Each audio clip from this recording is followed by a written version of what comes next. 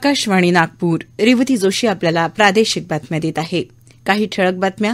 Japan दौरा अतिशय सार्थ आणि उपयुक्त ठरल्याचं सांगत पंतप्रधान नरेंद्र मोदी पापुआ न्यू गिनीला रवाना. भारत प्रशांत द्वीप सहकार्य परिषदेत सहभागी होणार.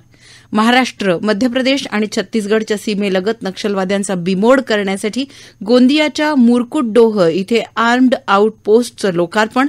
नवेगाव नागझिरा व्याघ्र प्रकल्प नैसर्गिक अधिवासासाठी सोडण्यात आलेल्या वाघिणीच्या प्रजननातून वाघांची पुढील पिढी दर्जेदार निर्माण होण्यास सहाय्यभूत ठरणार असल्याचं वनमंत्री सुधीर मुनगंटीवार यांचं प्रतिपादन. आणि अकोल्याच्या जुन्या शहरातील भागात दंगल प्रकरणी प्रमुख 2 सूत्रधारांना अटक. संपूर्ण प्रकरणात आतापर्यंत 148 आरोपींना अटक. पोलीस अधीक्षक संदीप घुगे यांनी दिली माहिती. जपानमध्ये हिरोशिमा इथे आयोजित G7 शिखर परिषदेच्या निमित्तानं पंतप्रधान नरेंद्र मोदी यांनी आज ब्रिटनचे पंतप्रधान ऋषी सुनक यांच्यासोबत द्विपक्षीय चर्चा केली. उभय नेत्यांनी यावेळी भारत आणि ब्रिटनमधील धोरणात्मक भागीदारीचा आणि दोन्ही देशांमधील मुक्त व्यापार कराराच्या वाटाघाटींमध्ये झालेल्या प्रगतीचा आढावा घेतला. दोन्ही नेत्यांनी व्यापार आणि गुंतवणूक, विज्ञान आणि तंत्रज्ञान, उच्च शिक्षण आणि दोन्ही देशांमधील लोकांचे परस्पर संबंध यासारख्या विविध क्षेत्रात सहकार्य आणखी वाढवण्यावर सहमती दर्शवली. जपानमधील हिरोशिमा इथे झालेल्या G7 शिखर परिषदेत पंतप्रधान नरेंद्र मोदी यांनी शांततापूर्ण, स्थिर आणि समृद्ध जगाच्या संकल्पनेवर आधारित कार्यकारी सत्र 8 मध्ये भाग घेतला. आपला जपान दौरा अतिशय सार्थ आणि उपयुक्त ठरल्याचं मोदी यांनी ट्विटरवरून सांगितलं. 3 देशांच्या दौऱ्याच्या दुसऱ्या टप्प्यात पंतप्रधान नरेंद्र मोदी पापुआ न्यू गिनीला रवाना झाले आहेत. मोदी आज पापुआ न्यू गिनी इथे भारत प्रशांत बेटं सहकार्य परिषदेत सहभागी होतील. उद्या पंतप्रधान ऑस्ट्रेलियातील सिडनी इथे जाणार असून तिथे ऑस्ट्रेलियाचे पंतप्रधान अँथनी अल्बानीज यांच्याशी द्विपक्षीय चर्चा करणार आहेत. पंतप्रधान नरेंद्र मोदी यांनी आज माजी पंतप्रधान राजीव गांधी यांच्या स्मृतिदिनानिमित्त त्यांना श्रद्धांजली अर्पण केली. काँग्रेस संसदीय पक्षाच्या अध्यक्ष सोनिया गांधी, काँग्रेस अध्यक्ष मल्लिकार्जुन खरगे यांनीही राजीव गांधी यांच्या वीरभूमी या स्मारकावर जाऊन त्यांना श्रद्धांजली अर्पण केली. काँग्रेस नेते राहुल गांधी तसंच प्रियंका गांधी यांनीही राजीव गांधींना श्रद्धांजली अर्पण केली. नागपूर शहर जिल्हा काँग्रेस कमिटीच्या वतीने शहर काँग्रेस कमिटीचे अध्यक्ष आणि आमदार विकास कुंभारे यांच्या अध्यक्षतेखाली भारत माता सभागृह देवडिया भवन इथे माजी केंद्रीय मंत्री विलासराव मुत्तेमवार आणि माजी आमदार उल्हासदादा पवार यांच्या प्रमुख उपस्थितीत स्वर्गीय राजीव गांधी यांच्या फोटोला पुष्पहार अर्पण करून अभिवादन करण्यात आलं. गोंदिया जिल्ह्याच्या अतिदुर्गम अशा अतिसंवेदनशील नक्षलग्रस्त भाग म्हणून गोंदिया जिल्ह्यातील सालेकसा तालुक्यातील मुरकुटडोह दंडारी हे गाव लगतच मध्य प्रदेश आणि छत्तीसगडच्या सीमा लागूनच आणि मोठ्या प्रमाणात जंगल असल्यामुळे नक्षलवाद्यांचं रेस्ट म्हणून या भागाकडे पाहिलं जातं. परंतु आता या भागात पोलीस विभागाने महाराष्ट्र, मध्य प्रदेश आणि छत्तीसगड या तिन्ही राज्यांच्या नक्षलवाद्यांचा बिमोड करण्यासाठी एक बेस कॅम्प बनवला आहे. त्या आर्म्ड आउटपोस्ट अर्थात AOP कॅम्पचं लोकार्पण राज्याचे वनमंत्री आणि गोंदिया जिल्ह्याचे पालकमंत्री सुधीर मुनगंटीवार यांनी केलं. मुरकुटडोह आणि दंडारी या गावात जवळच मध्य प्रदेश आणि छत्तीसगडच्या सीमा लागून आहेत. त्यामुळे अनेकदा नक्षल ऑपरेशन करत असताना राज्याच्या सीमा येत असल्यामुळे मोठ्या प्रमाणात नक्षल ऑपरेशन करताना अडचणी निर्माण होतात.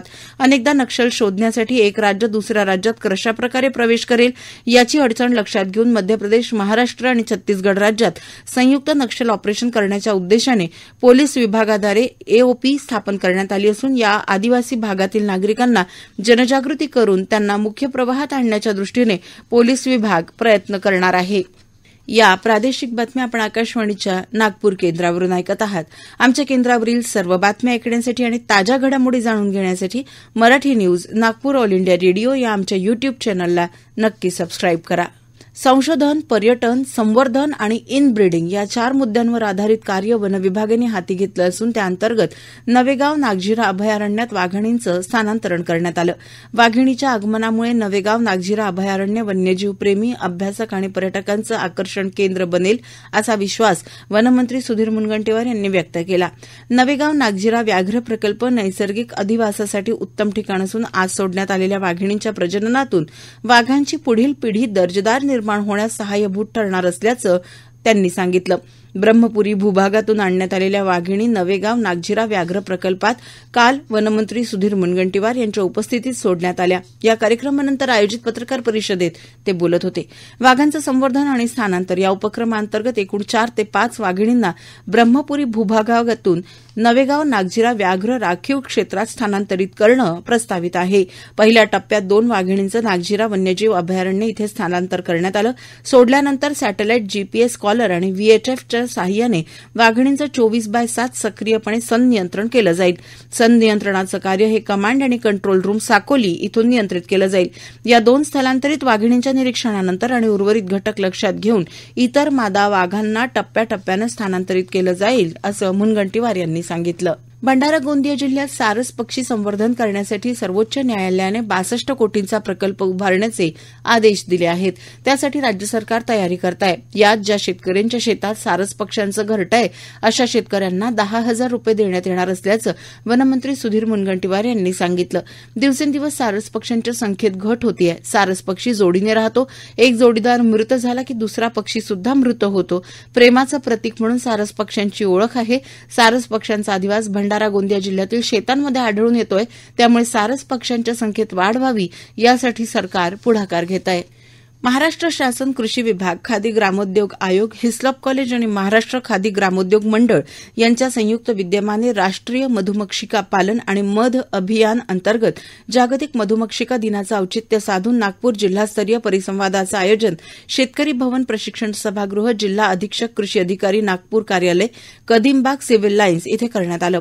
या कार्यक्रमाच्या अध्यक्षस्थानी विभागीय अधीक्षक कृषी अधिकारी मिलिंद शेंडे होते. तर हिस्लॉप कॉलेजचे प्राणीशास्त्र विभागाचे विभाग प्रमुख डॉ. आशिष कुमार झा यांच्या हस्ते कार्यक्रमाचं उद्घाटन झालं. मधुमक्षिका पालनाच्या अनुषंगाने सद्यस्थिती आणि त्यासाठी लागणारं साहित्य आणि विषमुक्त मध तयार कसं करावं याबद्दल सविस्तर मार्गदर्शन डॉ. झा यांनी शेतकरी बांधवांना केलं. कृषी उपसंचालक तथा नोडल अधिकारी स्मार्ट प्रकल्प अरविंद उपरीकर यांनी एकात्मिक फलोत्पादन विकास अभियानांतर्गत मधुमक्षिका संच तसंच कोरडवाहू क्षेत्र विकास अभियानांतर्गत मधुमक्षिका पालनासाठी असलेल्या अनुदानाबाबत माहिती देऊन जिल्ह्यातील शेतकरी उत्पादक कंपन्यांनी पुढे येऊन महाडीबीटी फार्मर पोर्टलवर अर्ज करण्याचं आवाहन केलं. या जिल्हास्तरीय परिसंवादाला जिल्ह्यातील सर्व तालुक्यातील एकूण 75 पेक्षा जास्त मधुमक्षिका पालन करणारे शेतकरी, उद्योजक आणि कृषी विभागाचे अधिकारी तसंच कर्मचाऱ्यांनी सहभाग घेतला. अकोल्याच्या जुन्या शहरातील काही भागात 13 मे रोजी रात्री दगडफेक, जाळपोळ करून वाहनांची तोडफोड झाली. यात एका व्यक्तीचा मृत्यू झाला होता. यामागील प्रमुख 2 सूत्रधारांना गजाआड करण्यात आलं असून त्यांना न्यायालयाने 5 दिवसांची पोलीस कोठडी सुनावली आहे, अशी माहिती पोलीस अधीक्षक संदीप घुगे यांनी जिल्हा पोलीस अधीक्षक कार्यालयात आयोजित पत्रकार परिषदेत दिली. इन्स्टाग्रामच्या चॅटिंगवरून हा वाद उपस्थित झाला असून त्यातूनच ही दगडफेक आणि जाळपोळ करण्यात आली. ही चॅटिंग 12 मे रोजीच्या मध्यरात्रीच्या सुमारास झाली. त्यानंतर सर्व तयारी करून जमावाने जुन्या शहरात धुडगूस घातला. यामागील खरे 2 चेहरे समोर आले असून त्यांना अटक करण्यात आल्याचं सांगत पोलीस अधीक्षक संदीप घुगे यांनी संपूर्ण प्रकरणात आतापर्यंत 148 आरोपींना अटकेत घेतल्याचं सांगितलं. आयपीएल क्रिकेट स्पर्धेत आज पहिला सामना मुंबईच्या वानखेडे स्टेडियममध्ये मुंबई इंडियन्स आणि सनरायझर्स हैदराबाद यांच्यात खेळला जातोय. नाणेफेक जिंकून मुंबई इंडियन्स संघानं प्रथम क्षेत्ररक्षण करण्याचा निर्णय घेतला. प्रथम फलंदाजी करणाऱ्या सनरायझर्स हैदराबादने 5 गडी बाद 200 धावा केल्या. त्यात मयंक अग्रवालच्या 83 तर विव्रांत शर्माच्या 69 धावांचं योगदान होतं. ताज्या आकडेवारीनुसार 201 धावांच्या उद्दिष्टासाठी फलंदाजी करणाऱ्या मुंबई संघाच्या बिनबाद 17 धावा झाल्या आहेत. दरम्यान आयपीएलचा दुसरा सामना आज संध्याकाळी बेंगळुरूमध्ये रॉयल चॅलेंजर्स बेंगलोर आणि गुजरात टायटन्स यांच्यात खेळला जाईल. ख्यातनाम समीक्षक आणि संत साहित्याचे अभ्यासक डॉ. किशोर सानप यांचं वयाच्या 67व्या वर्षी दीर्घ आजारानं आज सकाळी नागपूर इथे खासगी इस्पितळात निधन झालं. त्यांच्यावर मानेवाडा स्मशानभूमीत आज दुपारी अंत्यसंस्कार करण्यात आले. विदर्भातील ज्येष्ठ समीक्षक, संत साहित्याचे गाढे अभ्यासक डॉ. किशोर सानप यांच्या निधनाने एक साहित्याची आधुनिक मांडणी करणारं ज्येष्ठ व्यक्तिमत्व आपल्यातून हरवलंय, अशा शब्दात उपमुख्यमंत्री देवेंद्र फडणवीस यांनी आपल्या शोकसंवेदना व्यक्त केल्या आहेत. डॉ. सानप यांनी विपुल लेखन तर केलंच, शिवाय विदर्भ साहित्य संघ तसंच विविध साहित्य संस्थांशी त्यांचा अतिशय जवळचा संबंध होता.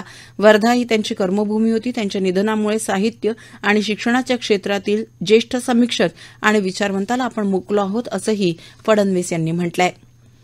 नागपूरच्या प्रादेशिक हवामान खात्याने वर्तवलेल्या अंदाजानुसार आज अमरावती, यवतमाळ, वर्धा, चंद्रपूर, नागपूर, वाशिम आणि भंडारा या जिल्ह्यांच्या तुरळक ठिकाणी पुढील काही तासात विजेच्या कडकडाटासह सोसाट्याचे वारे वाहण्याची शक्यता आहे. शेवटी पुन्हा काही ठळक बातम्या.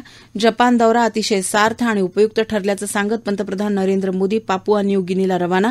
भारत प्रशांत द्वीप सहकार्य परिषदेत सहभागी होणार. महाराष्ट्र, मध्य प्रदेश आणि छत्तीसगडच्या सीमेलगत नक्षलवाद्यांचा बिमोड करण्यासाठी गोंदियाच्या मुरकुटडोह इथे आर्म्ड आउटपोस्टचं लोकार्पण आणि अकोल्याच्या जुन्या शहरातील भागात दंगल प्रकरणी प्रमुख 2 सूत्रधारांना अटक. संपूर्ण प्रकरणात आतापर्यंत 148 आरोपी अटकेत. याबरोबरच हे प्रादेशिक बातमीपत्र संपलं. नमस्कार.